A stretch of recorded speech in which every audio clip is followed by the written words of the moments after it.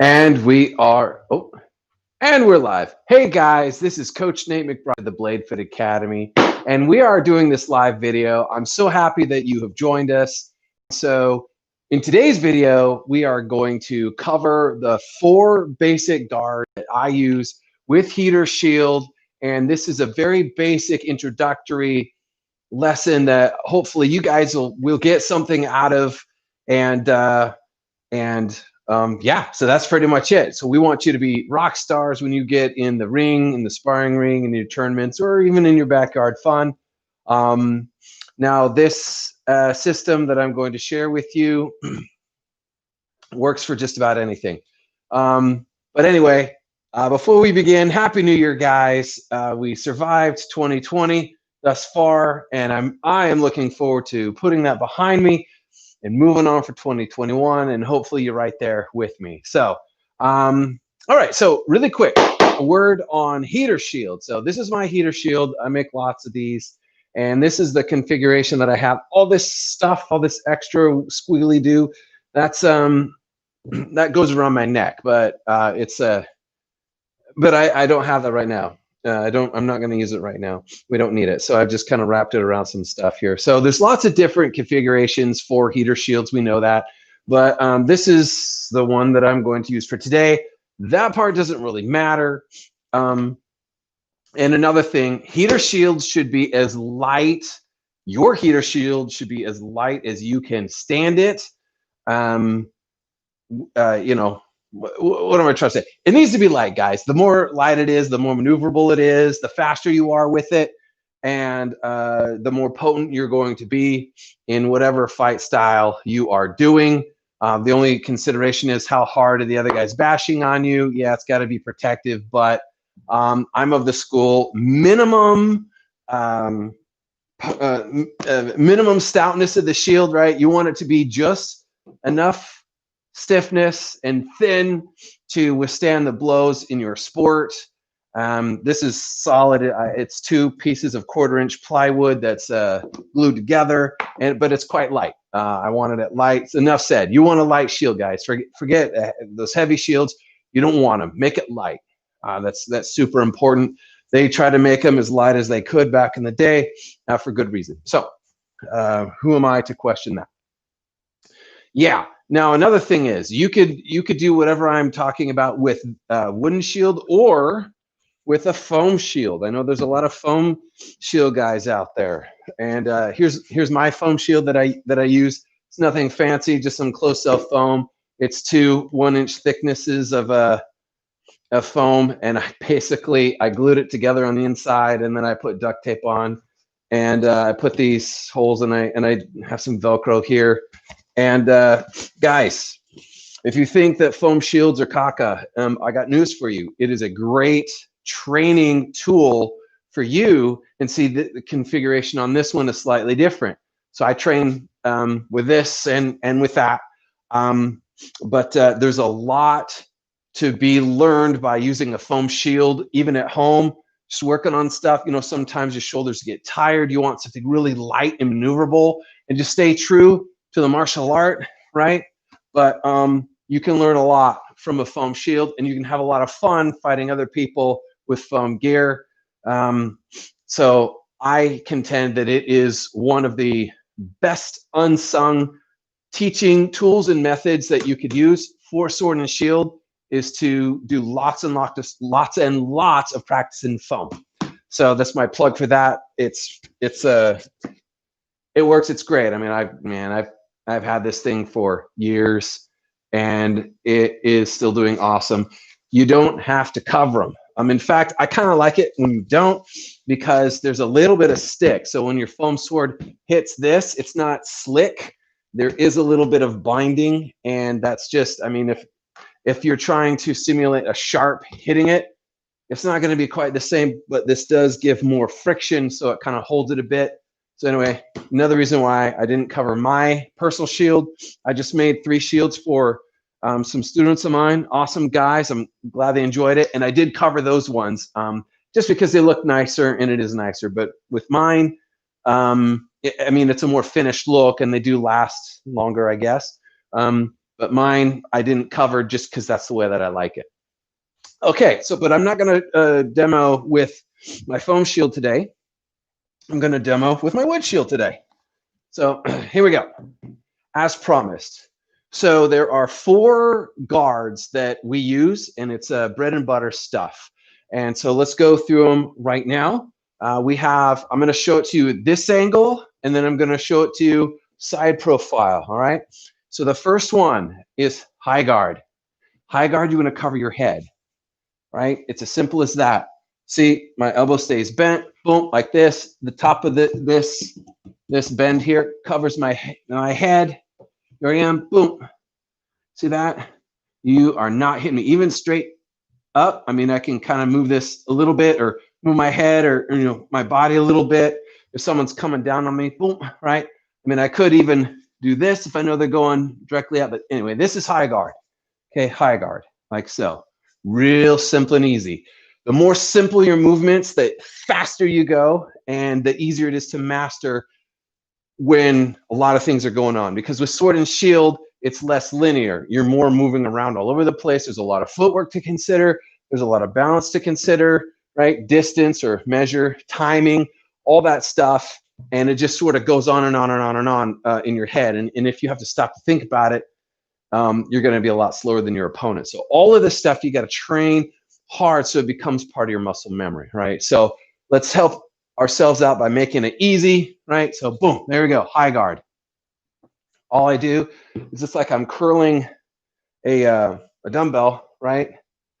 But I'm not really curling a dumbbell because my arm is locked. I'm just moving my shoulder up, boom, like that. That's high guard, high guard. All right, that's high guard. So from here, high guard. Notice I'm not covering my eyes. You do not want to cover your eyes because you can't see your opponent, and especially you can't see your opponent's sword. And you don't want that to be touching you. You know, you're going to lose. Okay, so high guard. Now, inside guard. I call this inside guard because if someone is thrusting at you, you need to be able to cover your inside. So in saber terms, right, you have your sword like this. Heart, lungs, face, that's all on your inside, right? And everything on the outside of your arm, your shoulder, your back, that part of your head, that's your outside, right? So inside guard, I am covering my inside. Notice you can still see at least one of my eyes, right? But I have covered my inside, and my sword is somewhere over here that's going to pick up the slack when I fight, right? Inside guard. And it looks like this. Notice my elbow is tucked in here. I'm here, nice and comfortable. And a lot of people, they just do this. Guys, I got to tell you, that's incorrect. Some of you aren't going to like that, but it's true. You don't want to full on take the blow from somebody on your shield. You want to deflect it, right? You want to deflect it. You want to move, deflect that blow, let it slide on down, and you do something different. Not only that, only sometimes do you want to just receive their sword on your shield. Really what you want to do is you want to find their sword with your sword and bind it, right? You want to direct it if you can. Usually, there are exceptions to the rule. You want to find their sword with your sword, move it, and then catch it with your shield, and then do something different. Most of the time. Sometimes you will just want to block it. So it all depends. It will make sense when we go through this, but it's too vast for just one video. It may seem like I'm all over the place, but trust me, it's one great mindset to all this stuff. Well, so far we've covered 2 guards, right? We've got the high guard and inside guard. Yes, and keep in mind that this system is a mindset, right? Because mostly when we train and in different historical treatises, they talk about what to do with the sword, and the shield kind of follows as you do something. The shield, and that's great. That is important to learn and to pay attention to. But I find that the shield has its own merits. The shield can work in tandem with your sword, but it can also work independently, right? You have 2 arms, like a boxer can, uppercut and hook, cross, all those things. Well, you could do combos with your sword and shield, or you could work in unison with your sword and shield. And there's a time and place for both. And so how can you know how to do singular actions with your sword and shield if you don't practice and have like a blueprint, a simple blueprint of movements with the shield? And so that's what we're doing. Okay, so again, I'm plowing old ground here, but high guard and inside guard. Okay, outside guard. From here, I want to guard my outside, and I do that just by extending my shield a bit. See how I've covered my shoulder? Totally covered my shoulder. This is inside guard, that's outside guard. I didn't move my shield way over here, did I? I did not. I moved it like 2 inches that way, or 3 inches. Inside guard, outside guard. Inside guard, outside guard. It's really simple. So from here, right, this is inside guard, outside guard. Inside guard, outside guard. And the other guy has to swing at least from the wrist, right, to go to the inside and then to the outside. A lot of times people go wah, to the outside. You got him beat if you just do this, especially if you move your foot. There, see that? All I did is my shield foot. I did like a little traverse step that way, and I move my shield, and there we go. And I'm going to show you how that's useful on the dummy in a minute. Okay, so outside guard, right? And again, the sword could be in a number of different places. We're focusing on the shield, outside guard.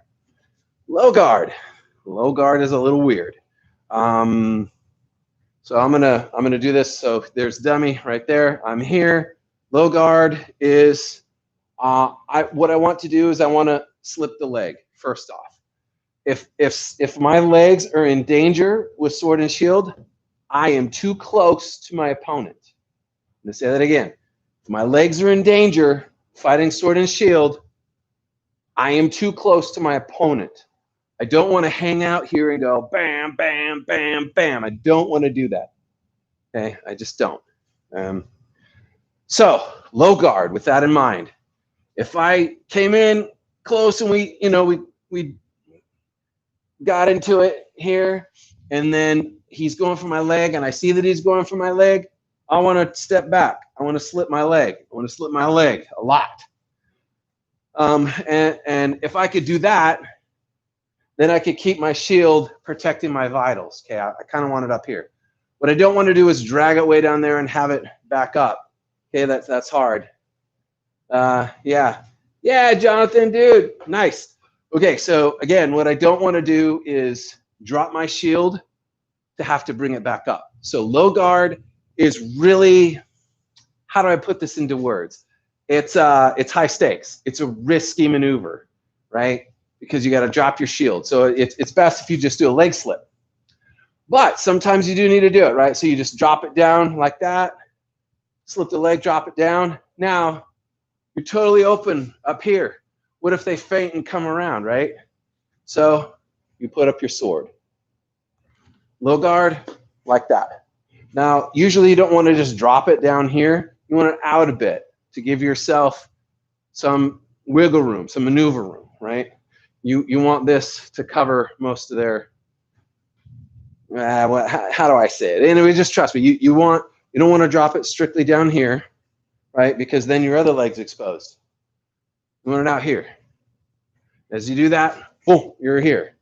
Now you can deflect and do something else. Okay, so those are the 4 guards: high guard, inside guard, outside guard, low guard. Pretty simple. Now that's for one-on-one. If you're fighting in a group environment, if you're fighting and there's a guy, your buddy is beside you, and their line, someone is either shooting a spear or a sword at him, right? And he's dealing with something else, you want to cover him, right? So you want to throw him a wing. You want to give him a wing. You want to like cover in front of him, right? Just a little bit. You don't want to open your wing to your arm, right? Ah, you'll get cut, right? You want to wing that way, okay? Now, if you are fighting against 2 opponents, and one guy's here and the other guy's over there, you're fighting him here. The other type of wing is to just bring it like this. You're guarding your back, right? Really quickly. Boom. So wham, bam, and then get out of there, right? So that's called a wing, right? So wing to help your buddy, wing to help you, and there you go. So that's number 5, but basically there's 4 main ones. Okay, now let's show how we use that against dummy over here. Okay, and this shield is just, this isn't exactly where, you know, someone's gonna put their shield. I just put it there just so we could kind of see. You're basically just kind of hanging off like this. It's not realistic, but anyway, you get the idea.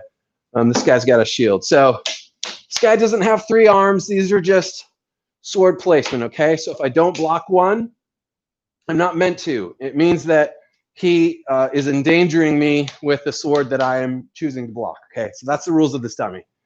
All right, Jonathan, let's read. Oh, LOL. Yeah. Woo! Yeah, buddy.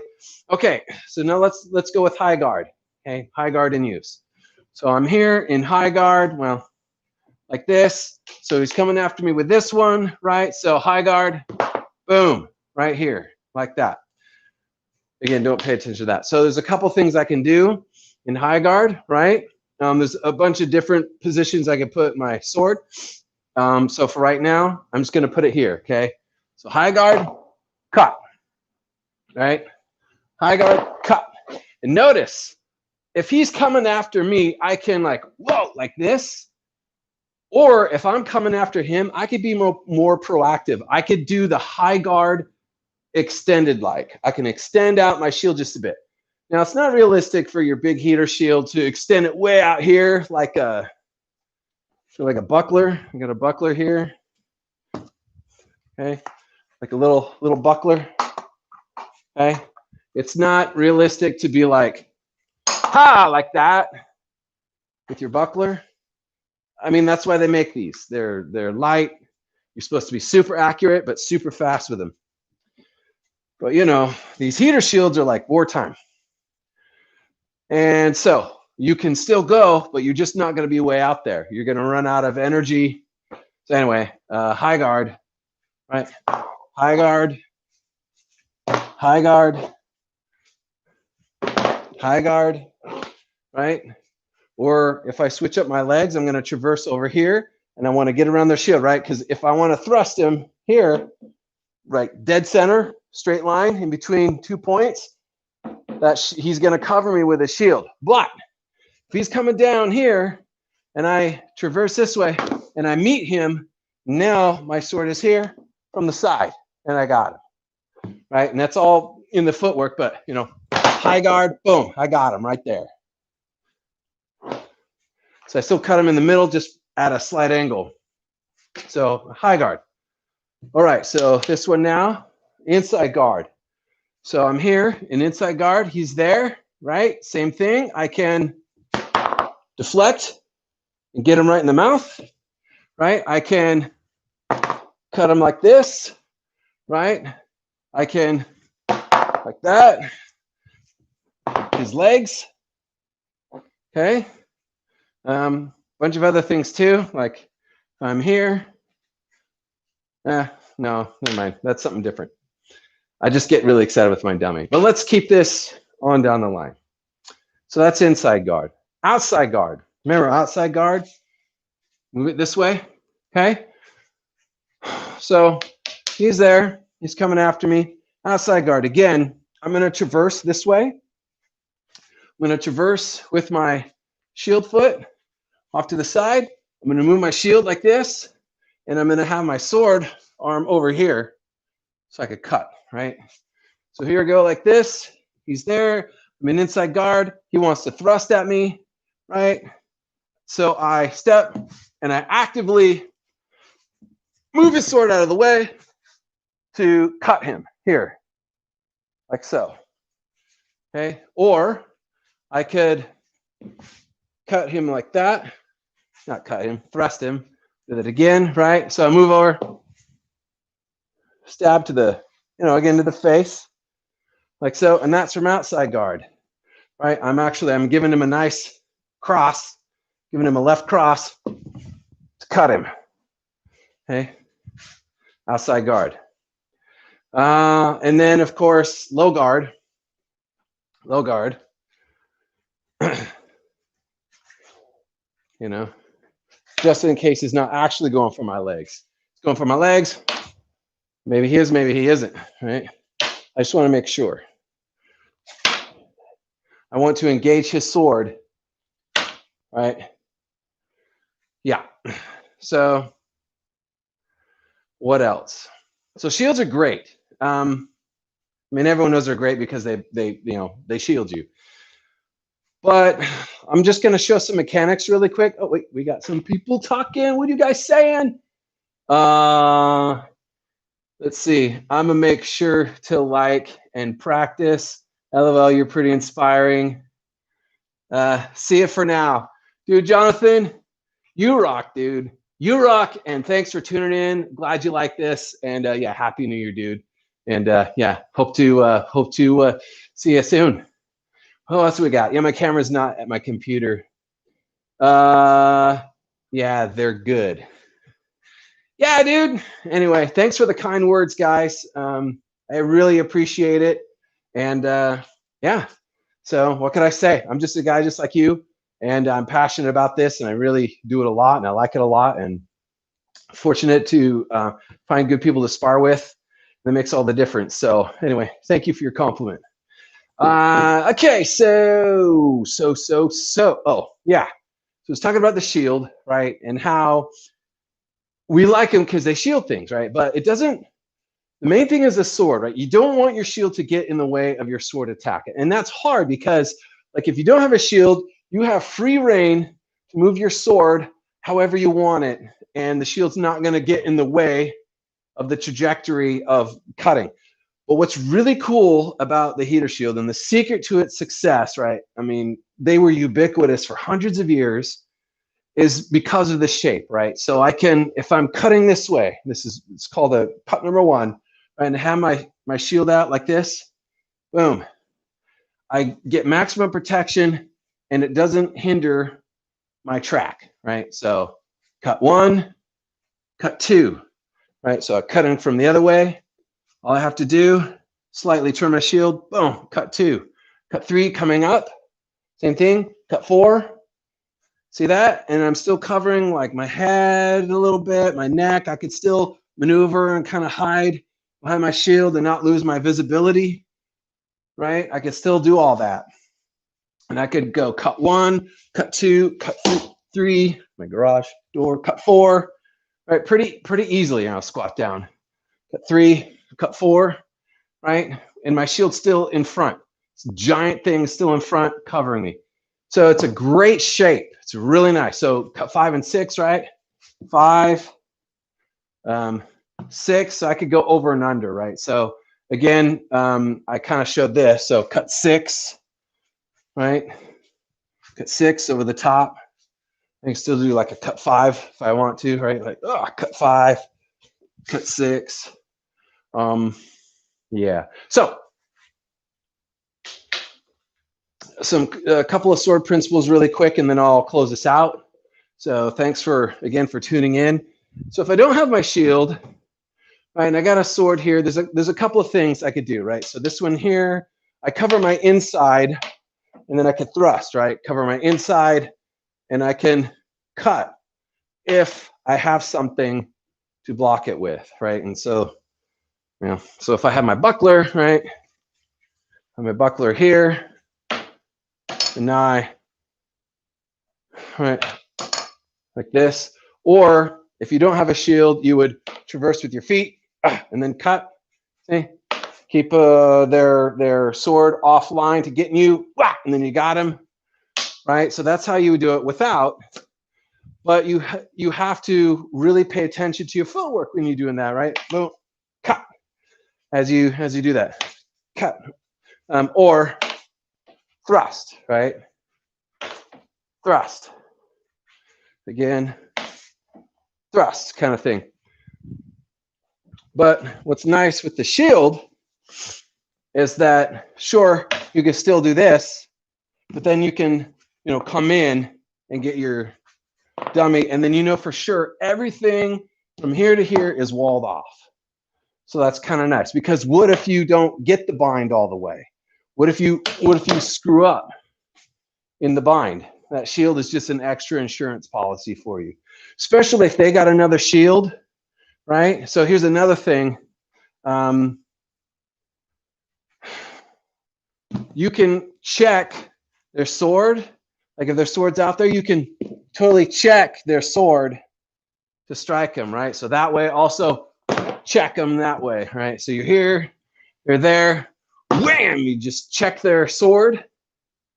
And then like you could go up under their shield, up over their shield, right? Fake them out and then, fake them out and that's my garage door opener. So I could fake them out and then come back around this way so that they're totally ready.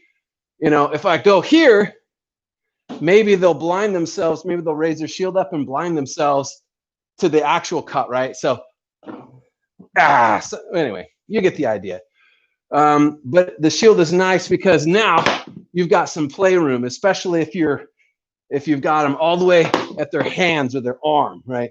You've got about a quarter second at maximum to do something spectacular. So I can like this, and then again step in this way and try and angle around their shield here, right? Or again this way. I just cut off his head. Anyway, so principles of inside guard, outside guard translates really well with the shield, but that's what you're doing. So if you understand saber or something like that, that's your inside guard. You're covering your inside. That's your outside guard. You're covering your outside, right? Cover the outside. Come in, right? Cover the outside. Come in. You can do that with your shield. See, you could even grab, thrust in like that. So you can work your sword and shield in tandem as well. Anyway, guys,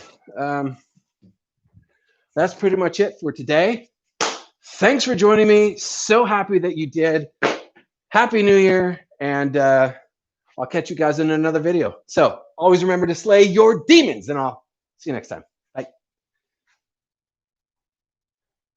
End the stream. Yes, let's end it. End it.